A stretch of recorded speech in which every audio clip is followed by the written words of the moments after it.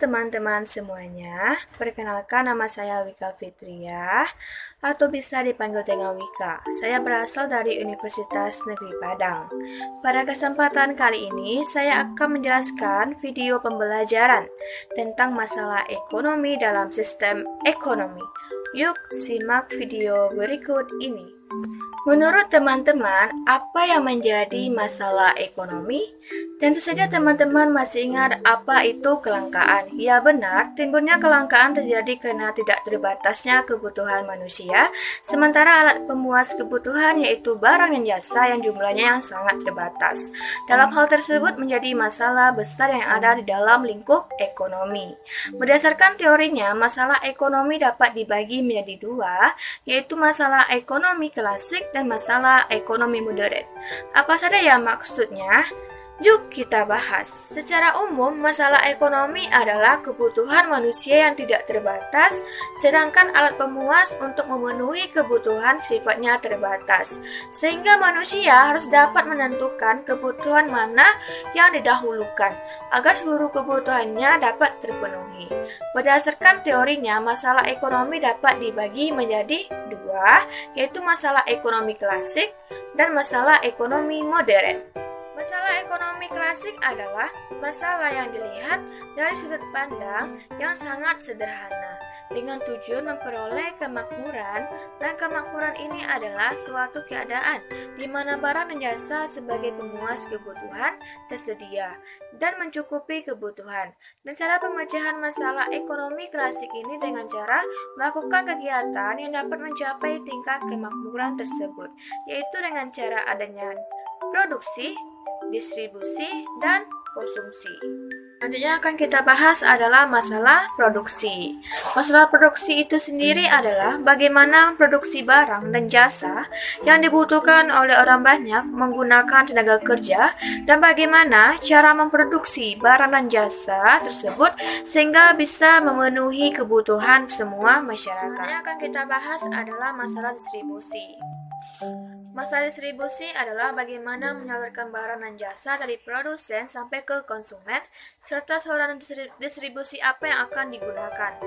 Distribusi dapat dilakukan dengan dua cara, yaitu sebagai berikut. Yang pertama yaitu distribusi langsung, artinya menyalurkan barang dari produsen sampai kepada konsumen tanpa melewati perantara, seperti seseorang penjual nasi goreng memproduksi sendiri dan langsung menjual dagangannya kepada konsumen. Yang kedua yaitu masalah distribusi tidak langsung, artinya menyalurkan barang dari produsen kepada konsumen melalui perantara seperti pedagang besar, pedagang kecil, agen, makelar, komisioner, eksportir, importir, dan penyalur-penyalur lainnya. Selanjutnya yaitu kita akan membahas tentang masalah konsumsi. Apakah barang yang diproduksi dan telah didistribusikan ke konsumen tersebut benar-benar bermanfaat untuk konsumen atau malah terbuang sia-sia? Untuk itu, melakukan kegiatan konsumsi dipengaruhi oleh dua faktor, yaitu sebagai berikut. Yang pertama yaitu faktor internal yang meliputi sikap, kepribadian, motivasi diri, pendapatan seseorang, selera, dan watak. Yang kedua yaitu faktor eksternal yang meliputi kebudayaan, adat istiadat, lingkungan masyarakat, status sosial, keluarga, dan pemerintah. Teman semuanya, selanjutnya akan kita bahas adalah tentang masalah ekonomi modern, yang dimana masalah ekonomi modern ini terdapat tiga hal, yaitu what atau berapa dan berapa. Pertanyaan apa dan berapa mewakili pertanyaan-pertanyaan yang dibutuhkan dalam memenuhi kebutuhan seperti komoditas apa yang harus diproduksi dan berapa banyak komoditas tersebut diproduksi. Masalah pokoknya adalah jenis dan jumlah produk yang harus dihasilkan. Yang kedua yaitu how dan bagaimana. Bagaimana komoditas tersebut diproduksi menjadi masalah berikutnya yang harus dipertimbangkan. Dalam hal ini harus dipertimbangkan pelaku, faktor-faktor produksi, dan teknik apa yang digunakan. Yang ketiga yaitu for whom atau untuk siapa. Pertanyaan selanjutnya yang menjadi pertimbangan adalah untuk siapa suatu produk dihasilkan. Dalam hal ini, masalah pendistribusian menjadi aspek penting yang harus ditata sedemikian rupa agar produk yang dihasilkan benar-benar tersalurkan dengan tepat dan dapat memenuhi kebutuhan targetnya. Permasalahan untuk siapa tidak hanya mengenai siapa yang akan menikmati produk yang dihasilkan, tetapi juga mencakup siapa-siapa saja yang akan memperoleh manfaat dengan adanya produksi tersebut, termasuk pelaku produksi. Sebelumnya nih, kita kan sudah membahas tentang masalah pokok ekonomi yang terjadi di dalam lingkup ekonomi. Nah, selanjutnya yaitu yang akan kita bahas adalah sistem ekonomi. Pernahkah teman-teman mendengar tentang sistem ekonomi? Nah, sistem ekonomi ini pada dasarnya merupakan suatu cara yang diambil dalam rangka mengatur sekaligus mengorganisirkan seluruh kegiatan ekonomi, baik ekonomi rumah tangga negara atau pemerintah maupun rumah tangga masyarakat atau swasta, berdasarkan prinsip tertentu dengan tujuan untuk mencapai kesejahteraan. Aktivitas ekonomi yang dimaksudkan di sini adalah kegiatan yang dilakukan oleh masyarakat yang meliputi kegiatan produksi, distribusi, dan konsumsi. Setiap pengusaha atau usahawan sebaiknya mengetahui sistem ekonomi untuk membantu dan memperoleh mudah dalam menyelesaikan masalah yang dihadapi sehari-hari. Karena sistem ekonomi tersebut tidak dapat lepas dari kebijakan yang dilakukan oleh pemerintah, khususnya di bidang ekonomi. Fungsi sistem ekonomi dalam perekonomian antara lain: yang pertama, menjadi perangsang bagi masyarakat untuk melakukan kegiatan produksi. Yang kedua, menyediakan metode untuk mengkoordinasikan kegiatan individu dalam perekonomian. Menyediakan mekanisme tertentu agar hasil produksi dapat dibagi secara merata.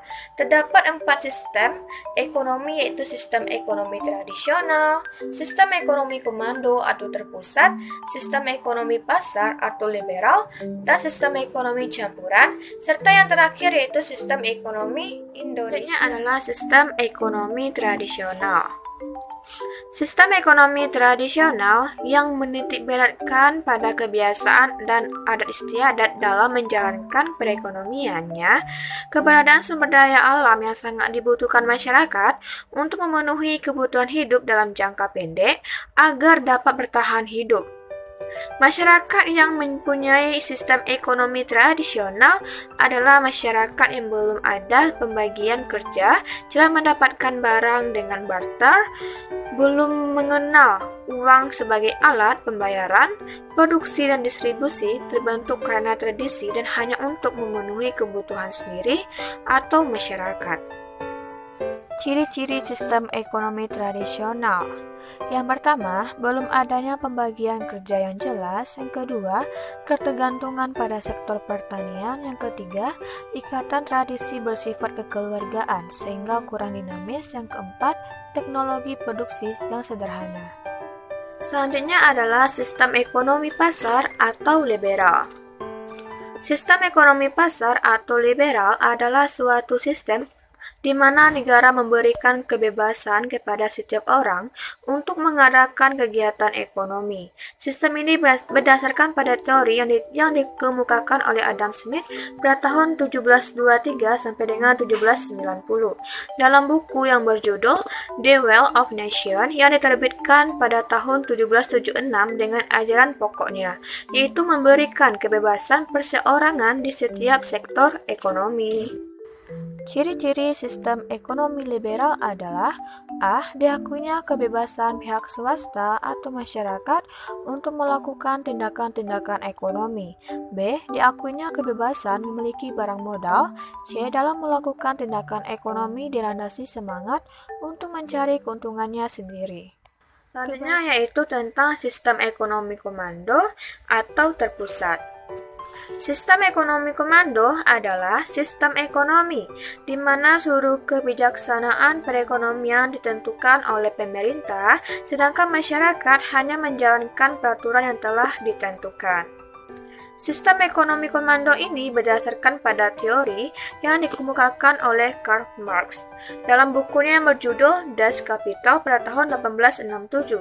Jadi sistem ini lebih bersifat memerintah karena campur tangan pemerintah di bidang ekonomi dengan melakukan pembatasan atas kegiatan yang dilakukan oleh masyarakat. Ciri-ciri sistem ekonomi terpusat atau komando. A. Kegiatan perekonomian dari produksi, distribusi, dan konsumsi, serta harga ditetapkan pemerintah dengan peraturan negara. B. Hak milik perorangan atau swasta tidak diakui, sehingga kebebasan individu dalam berusaha tidak ada. C. Alat-alat produksi dikuasai oleh negara. Adalah sistem ekonomi campuran, yang mana sistem ekonomi campuran ini adalah sistem ekonomi yang menitik beratkan interaksi antara pemerintah dan swasta dalam melakukan kegiatan ekonomi. Pada penerapan sistem ini, pemerintah dan swasta memiliki peran yang seimbang. Sistem ini mencegah penguasaan sumber daya ekonomi secara penuh atas sumber daya vital oleh kelompok tertentu. Pemerintah berperan dalam pengawasan dan pengendalian kegiatan perekonomian. Swasta diberi kebebasan menentukan kegiatan perekonomian yang ingin dilakukannya. Sistem ini banyak diterapkan oleh banyak negara. Ciri-ciri sistem ekonomi campuran. A. Adanya pembatasan pihak swasta oleh negara pada bidang-bidang yang menguasai hajat hidup orang banyak yang dikuasai oleh negara. B. Mekanisme kegiatan ekonomi yang terjadi di pasar adalah campur tangan pemerintah dengan berbagai kebijakan ekonomi. C. Hak milik perorangan diakui, tapi penggunaannya tidak boleh merugikan kepentingan umum. Sistem ekonomi yang berlaku di Indonesia dikenal dengan demokrasi ekonomi atau ekonomi Pancasila. Sistem ekonomi ini dapat dilihat pada Undang-Undang Dasar 1945 dalam pasal 33 ayat 1, 2, dan 3 sebagai landasan struktural, Pancasila sebagai landasan ideal, dan GBHN sebagai landasan operasional. Ciri-ciri pokok sistem ekonomi Pancasila sesuai dengan pasal 33 setelah amandemen tahun 2002. A. Perekonomian disusun sebagai usaha bersama berdasarkan atas asas kekeluargaan. B. Cabang-cabang produksi yang penting bagi negara dan yang menguasai hajat hidup orang banyak dikuasai oleh negara. C. Bumi dan air dan kekayaan alam yang terkandung di dalamnya dikuasai oleh negara dan dipergunakan untuk sebesar-besar kemakmuran rakyat.